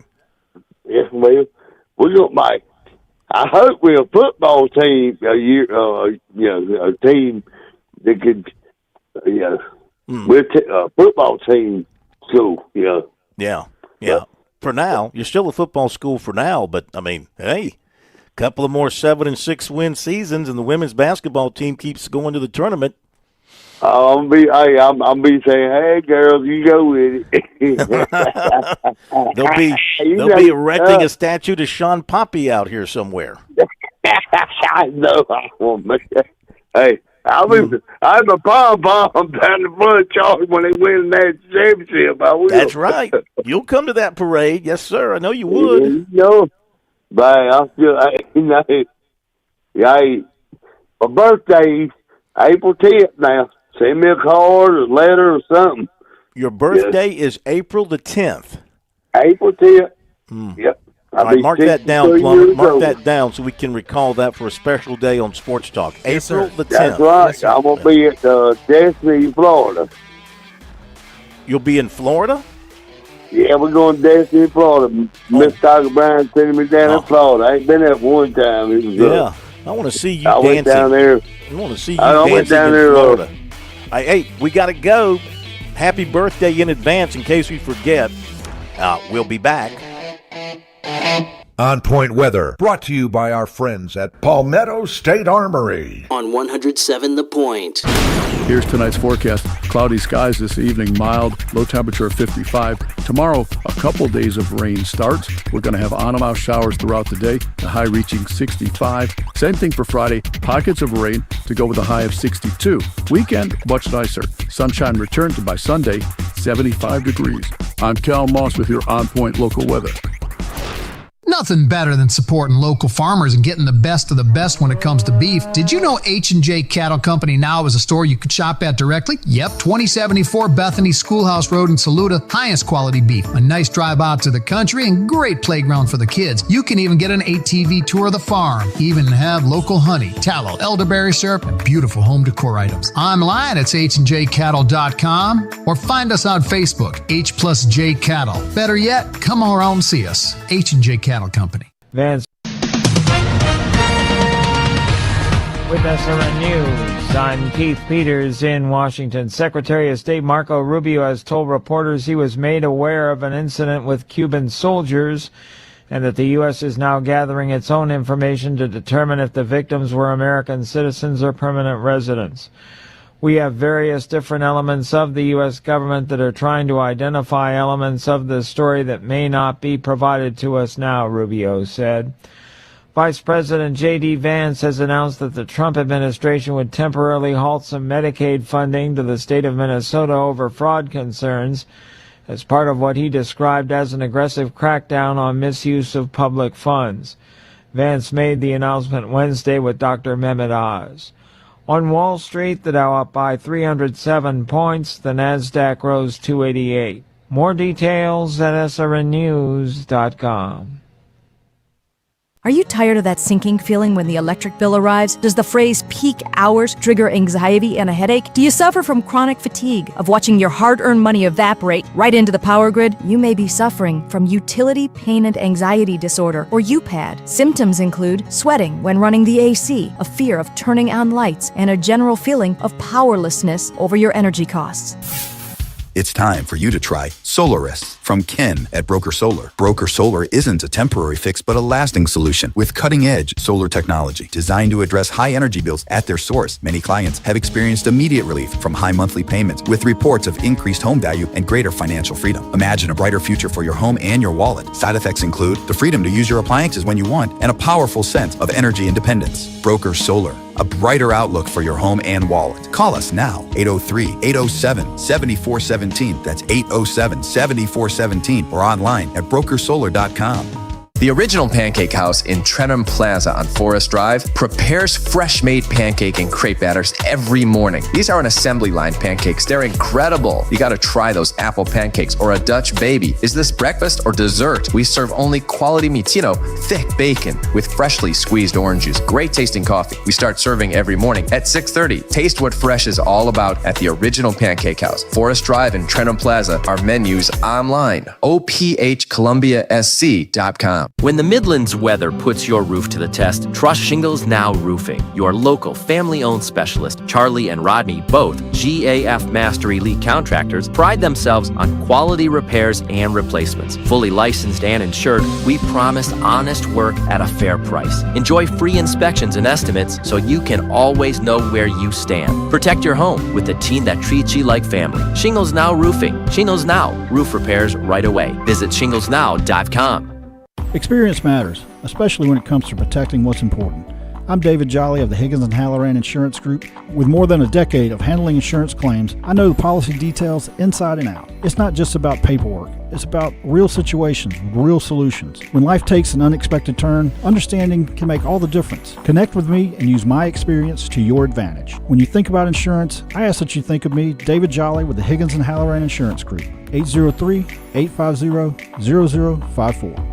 Discover the seamless blend of comfort and style with Lexington Discount Homes. With over 30 years of excellence in the housing industry, our focus is on delivering your dream home with unparalleled customer service. Explore a variety of designs tailored to meet any preference and budget. Drop by our showroom at 1847 Augusta Highway to witness the craftsmanship of a Lexington home firsthand, or explore online through a comprehensive virtual tour at LexingtonDiscountHomes.com. Choose comfort, choose style, choose Lexington Discount Homes.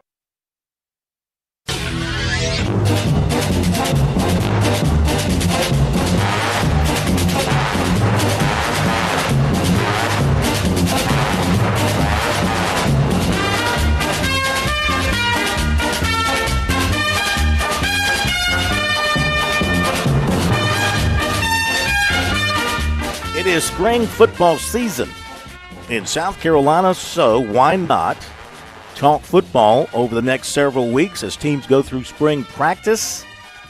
It is time for another edition of Chalk Talk, though tonight Coach Johnson tells us he's busy.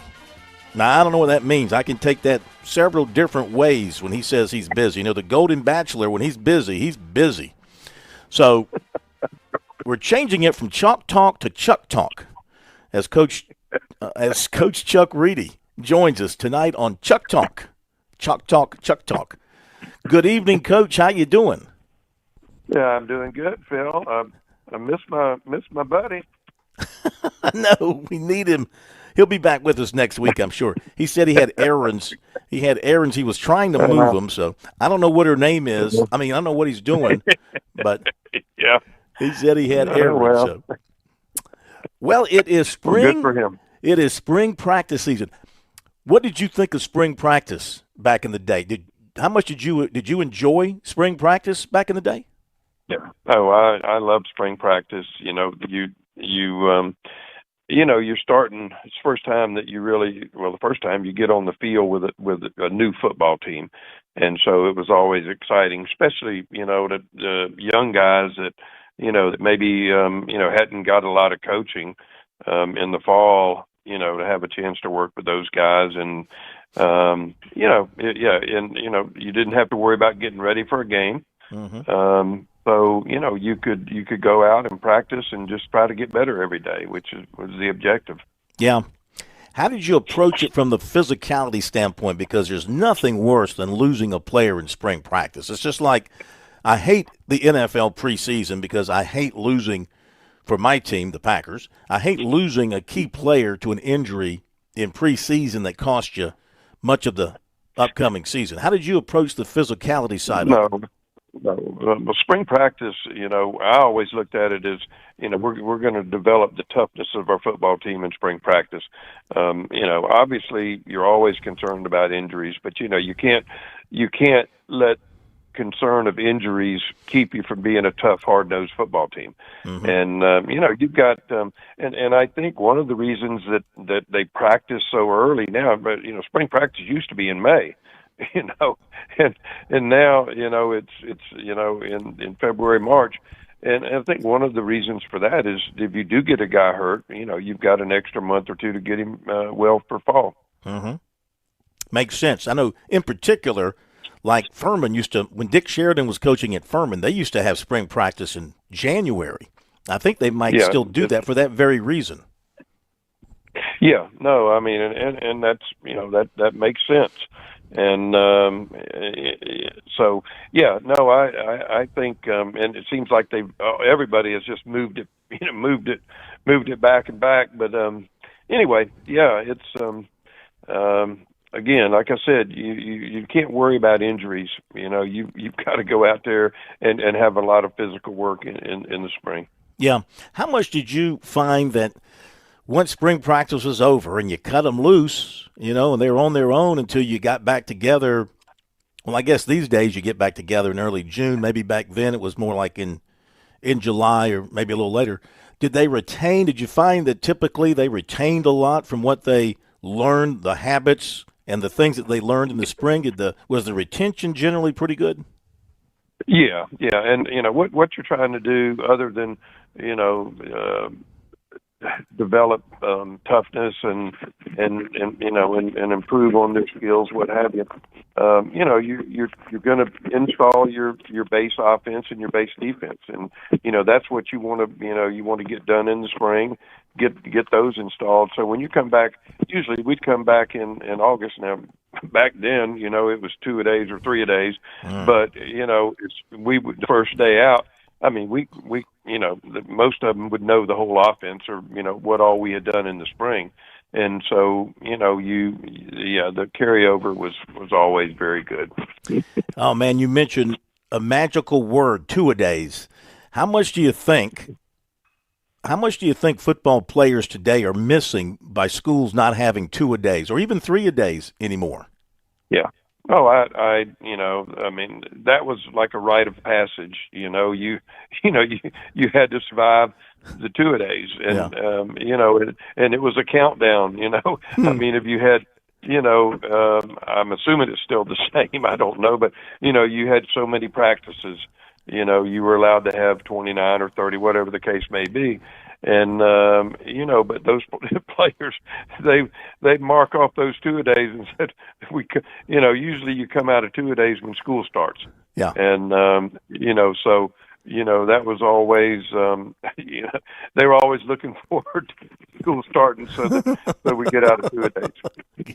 They'd rather go to class than have that second practice. Yeah. Talking with Coach Chuck Reedy, Chalk Talk, converted to Chuck Talk tonight with no Ellis Johnson. So I was up here at Clemson today for Dabo Sweeney's preview. They didn't let us watch. Usually he'll let the media first couple of days of spring practice. He had no problem letting the media, watch some early moments of the practices. Not today. Mm-hmm. Not today. What do you think's going on there? You think I'm not thinking there's anything sinister or anything like that, but I mean, No. What do you think he's thinking there? Like, I want total focus, my players total focused on each other. And what do you think? I don't know. Obviously, you've got a new offense coordinator, and I mean, they're going to be installing a whole new offense. So maybe he just wants them to to get out and get something under their belt before they let anybody see them. I don't know. It doesn't make any sense, but whatever. I think things. You've already seen a change at Clemson. I mean, embracing the portal. And coming off the season they had last year, I think you may see some more changes with Dabo and with Clemson, and maybe in a lot of ways that they do things. What are you thinking there? What ideas do you have in mind? I'm not. I don't know. I don't know anything. Yeah. I'm just saying. I mean, you've seen Dabo. He's grudgingly has had to make some changes. He probably didn't want to, but he had to. Yeah. And I'm sure that he's looking at the whole program, and I know his comments were that he wasn't going to worry or talk a lot about last year, but he has to be looking at last year and say, what do we need to change? Because what we were doing certainly didn't work. So, and that's why I say I just think you're going to see some changes, and I don't know what they are. Yeah. But I think I don't think you're just going to see the same old from Clemson.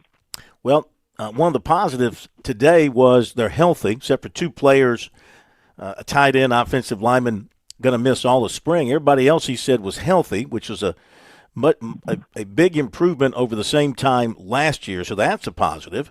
And now, of course, you got the quarterback situation where he said he wants to see Vizina go out there and take the job by the horns and be that guy and rise to the occasion and show that he deserves to be the number one quarterback. So that's who he's riding with at this point moving forward until somebody proves him wrong or until Vizina proves that he's not the guy. Yeah, well, they don't have a choice. I mean, they've made that decision. And that's, I think the whole season is gonna ride on how well that decision plays out for them. Mm-hmm. I think they put all their eggs in that basket. I do think that I think there'll be a plan for Denson, and they'll have a plan for him in every game, I would think. I think by the third or fourth game of the year, either Vizina will have proven that he's the guy, or you'll have a quarterback controversy. Yeah. He mentioned Reynolds today, the freshman from Arizona, talking about Denson as a runner, and he pointed out, he brought up Reynolds and said he's a runner too. I mean, he runs as well as, I don't know if he said as well as, but he runs a lot like Denson also. So he mentioned him in passing in talking about the quarterback. He also pointed out he was very happy that they've got 8 offensive tackles in camp, which he said is a pretty high number for them to have that kind of depth at the offensive tackle position. Yeah. Well, the last 2 years, Phil, you'll know better than me, but I think they've signed at least 9 or 10, maybe 11 or 12 offensive linemen. Mm-hmm. They've gone really heavy on the offensive line the last 2 recruiting classes, and so you've got a bunch of bodies there, and and especially the guys that have been around for a year. You would expect some of those guys certainly to be providing depth, if not competing for starting positions. Yeah, certainly so. So defensively, Clemson loses a lot, and they've hit the portal some. They brought in about 10 guys, free agency, so they've tried to address some things there. Tom Allen, I don't think he was great in his first year as defensive coordinator. They've made some adjustments back there at the safety coaching position. Mm-hmm. What do you I know you focus mostly on offense, but what about defense over there this spring? What things do you think they've got to really shore up to be back to where they were? Well, I think first of all, I think they're really thin at linebacker, the thing with Pirelli, I think really put them in a bind there. And so they really have, they've got what they had last year for the most part. And, obviously, I'm trying to think of the guy's name now, but Sammy Brown is a heck of a football player. Yeah. But, they need somebody besides him. And, and I think there's some question marks there. And, and even on the defensive line, I mean, when Clemson has been really good with defensive line, as Ellis has said many times, they've been able to get pressure with 4. And, I don't know, obviously last year they had a lot of talent, but they didn't play up to it. Now, this year you're going to have, basically new guys inside. I guess Burley and I think some of the other guys that have been around that haven't played a lot, and they brought in some guys, but, who knows about the guys they brought in? I mean, you just don't know about those guys. And the edge players, Helt is, he's obviously he's, one of the better edge guys in the country. The other side, you just don't know about that. And the secondary, I mean, Tom Allen, I don't know Tom Allen. Tom Allen, he obviously made a point that they needed better players in the secondary, and so they went out and got 4 or 5, so I'm assuming he picked them out. So, we'll see, see how good they are. All right, last thing. We'll pick up on the Gamecocks next week because they start spring ball next week, and we'll hear from Shane Beamer again, though we did hear from Shane earlier. What's today? We heard from Shane yesterday. He introduced his new special teams coordinator, Coach Smiley, coming from, Penn State, but before that he was with the Buffalo Bills. Seems like a good hire, Matthew Smiley. Seems like a good hire. And they lost an offensive lineman to a knee injury. It's going to cost him all of spring and summer. But, I mean, people were critical of Beamer for having that basketball thing, 3-on-3, and a player gets hurt. But, I mean, you can't, as a head coach, you can't put your guys on the shelf and say don't do anything. And No, you can't be critical of something like that. I mean, obviously, what I understood, it was kind of a team building kind of thing. And, exactly. I mean, you can't. I mean, you got to let them play, and it's you hate it, but in his case, and I don't know how bad it was or what injury it was, but he's got a long time, 6-8 months, 6 months anyway to get ready. So Yeah, Beamer thinks he'll be back in September. He said he'll be ready to go in September. He's going to miss all the spring, going to miss the summer workouts, and then it'll depend on, of course, how quickly the injury heals and then his ability to get back into shape. But he apparently is a good player, a guy they were counting on to be the left tackle. I was over there today to interview some of the free agent signees, and they got some good-looking players. I talked to the offensive tackle from New Mexico State, Nieves. He's a huge kid. I mean, 6'7", 295. He's a good-looking kid. The running back from Texas is a good-looking kid. I talked to the defensive lineman they signed from Illinois. They all look good. So, and they're older. And one thing he likes, I think, I think Beamer likes the idea of this team being a bunch of graybeards. Yeah, well, I mean, I think everybody has seen what Cignetti did, and so everybody's going to try to follow that plan. And but Shane's obviously, I mean, he's in a situation now where they've got to win next year. Yeah. You can't be counting on your recruiting class or whatever.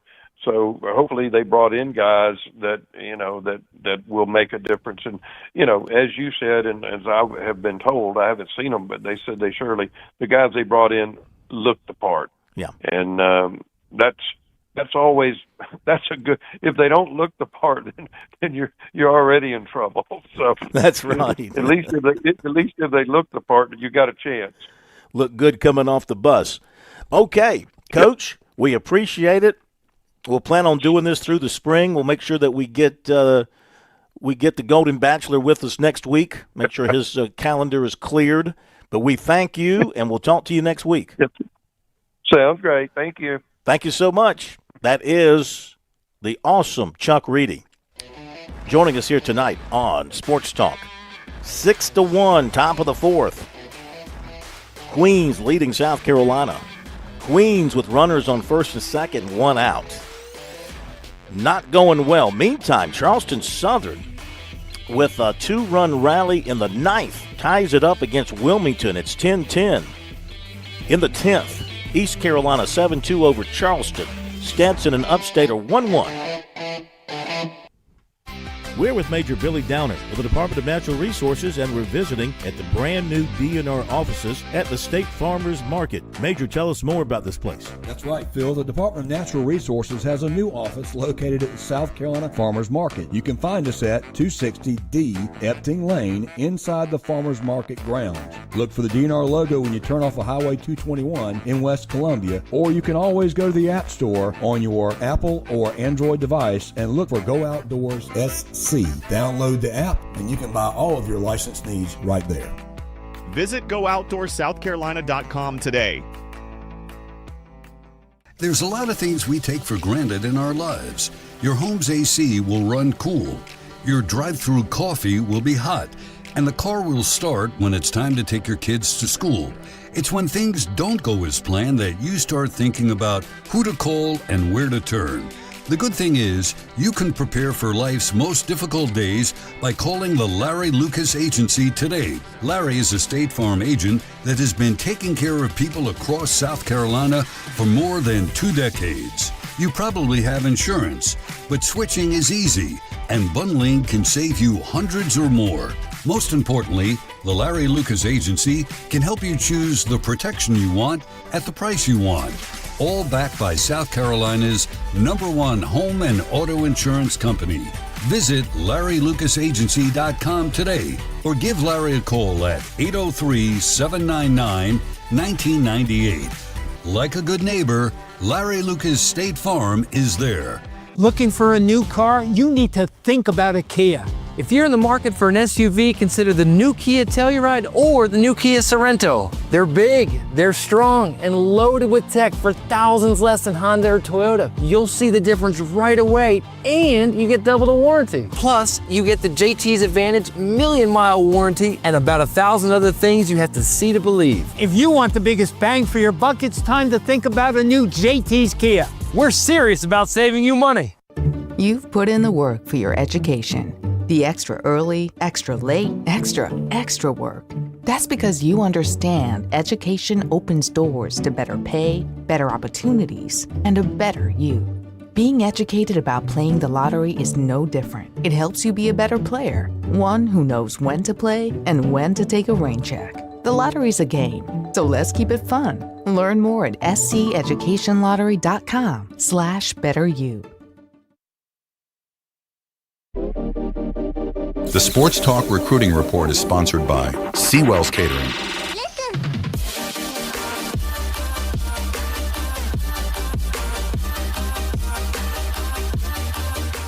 Recruiting time here on Sports Talk.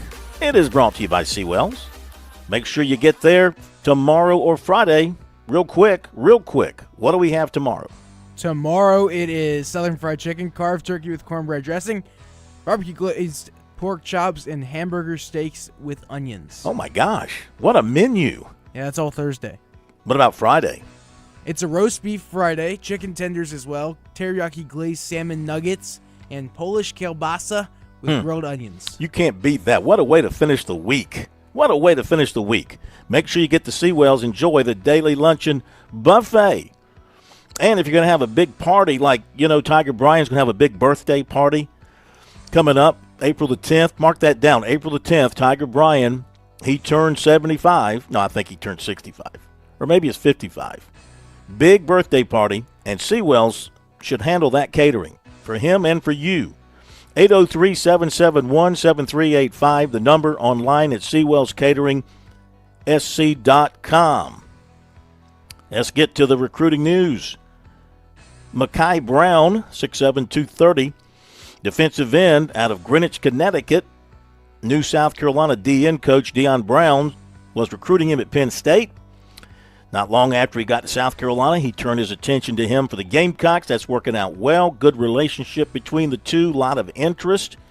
He likes Brown. He doesn't know that much about South Carolina. Has never been. So Barnes is his entire connection to South Carolina. And he likes him, knows he's coached a lot of good players. He feels good about South Carolina right now, he said. He says, I feel very strong about them. So he is looking forward to coming to South Carolina, getting out of the 20 inches of snow they have in Connecticut. He's coming down to visit South Carolina for an unofficial visit, and that is going to be a 2-day stop from April 8th through the 10th. He's also going to take unofficials to Florida, North Carolina, Missouri, Ole Miss, Texas A&M, Penn State, Kentucky, Notre Dame, and UCLA. Also cited Southern Cal as a possible spring stop. He also picked up an offer from Miami. Cornerback Joshua Dobson out of Catawba Ridge and now at Huff High in North Carolina. Clemson on March the 7th and South Carolina on March 21st, according to Steve Wiltfong of Rivals. Also Texas Tech, Texas A&M, Miami, Auburn, LSU for his visits. South Carolina target linebacker A.J. Randall of Raleigh picked up recent offers from Miami, Vanderbilt, and Pitt. He has got the following spring visits. South Carolina will be April the 8th. He's also got NC State, Oregon, Virginia Tech, Pittsburgh, Florida, Miami, Georgia, Louisville, Ohio State, Texas, Florida State, and SMU. Hammond linebacker Jackson Ross set official visits with South Carolina. That'll be on June the 5th. He's also going to go to Vanderbilt on May 29th and Texas Tech on June the 12th. He told this to Wes Mitchell of Gamecock Central. Defensive back Jalen Clark of Lakeview plans to visit South Carolina March the 6th. South Carolina quarterback target DJ Hunter was offered by Georgia Southern. South Carolina target linebacker Jemiah Smith added an official visit to Georgia on June 19th. He also has USC, Florida, Texas, and Texas A&M scheduled. South Carolina target defensive end Karan Wheeler offered by Auburn. USC target receiver Ivion Lewis offered by Colorado. USC target offensive lineman Jackson Elston offered by Virginia Tech. 2028 defensive back Kamari Crumity of Tallahassee. Let's make that Crumity. Kamari Crumity of Tallahassee offered by the Gamecocks.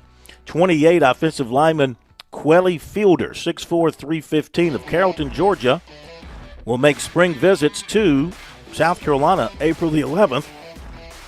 Also, Florida, Tennessee, Auburn, Virginia Tech, Ohio State, and Georgia. All right, that'll do it for the recruiting report. Also for my voice and for the show tonight. Appreciate you being with us. Have a great night. We'll see you tomorrow.